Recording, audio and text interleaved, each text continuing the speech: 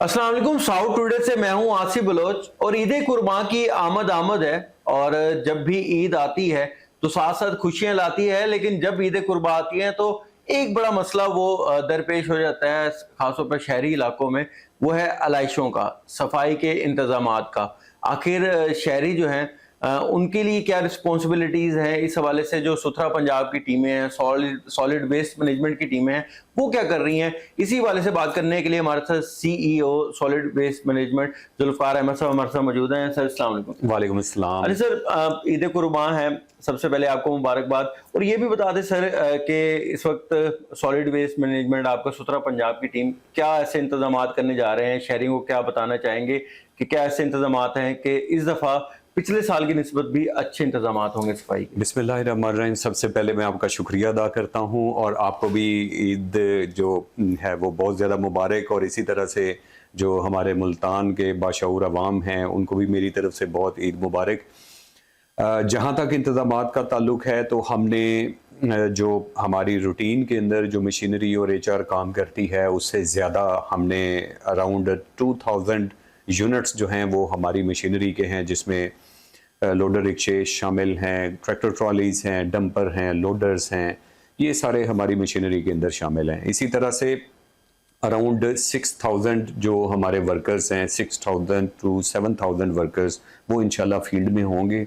और हमारी ये भरपूर कोशिश है कि इंशाल्लाह हम शहरियों को साफ़ सुथरा माहौल इंशाल्लाह ईद के तीनों दिन प्रोवाइड करेंगे। अच्छा सर, जैसे आपने बताया कि तकरीबन 6 से 7 हज़ार वर्कर, इसका मतलब है उनकी छुट्टियां जो है वो तो मनसूख कर दी गई हैं ईद की? जी बिल्कुल। छुट्टियाँ इवन ऑफिशियल स्टाफ की भी हमने मनसूख की हैं गवर्नमेंट की हिदायत के मुताबिक। और ज़ाहिर है जो सैनिटरी वर्कर्स हैं या जो ऑपरेशन के अंदर जितनी टीम्स इस्तेमाल होती हैं वो तो ज़ाहिर है ईद को तीनों दिन हम इंशाल्लाह ऑन टोज होंगे, काम करेंगे। अच्छा सर, हमने देखा कि ईद से पहले आपकी बाकायदा एक अवेयरनेस मुहिम चलती है और उसके अंदर ये होता है कि शहरियों को बैग्स प्रोवाइड किए जाते हैं, जिसमें आप बताते हैं कि यहाँ पर अपनी जो आलाइशें हैं, जो भी अपना फुजला है इसके अंदर डालें।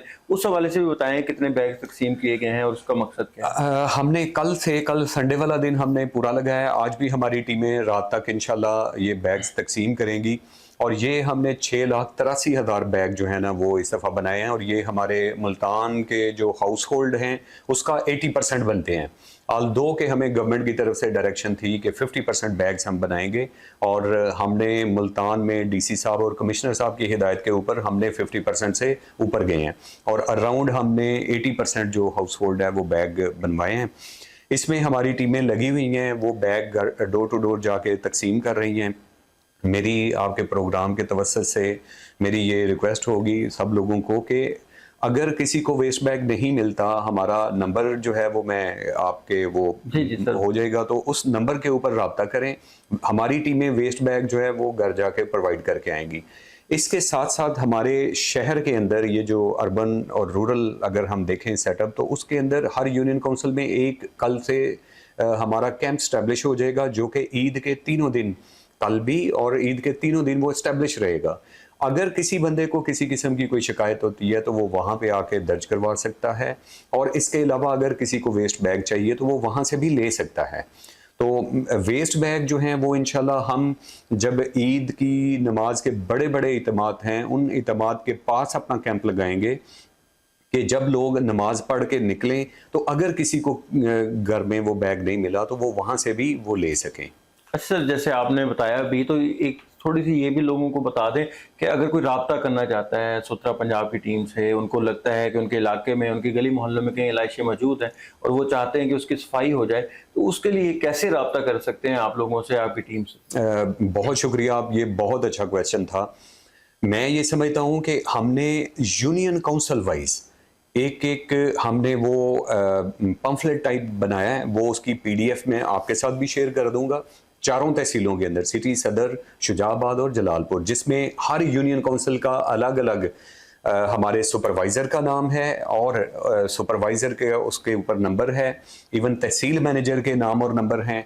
तो यूनियन काउंसिल वाइज अपना शहरी अपना यूनियन काउंसिल का उसमें नंबर सेलेक्ट करें, नंबर पे जाके अपना वो देख लें सुपरवाइज़र का नाम क्या है, नंबर क्या है, उसको कॉल करके रब्ता कर सकते हैं।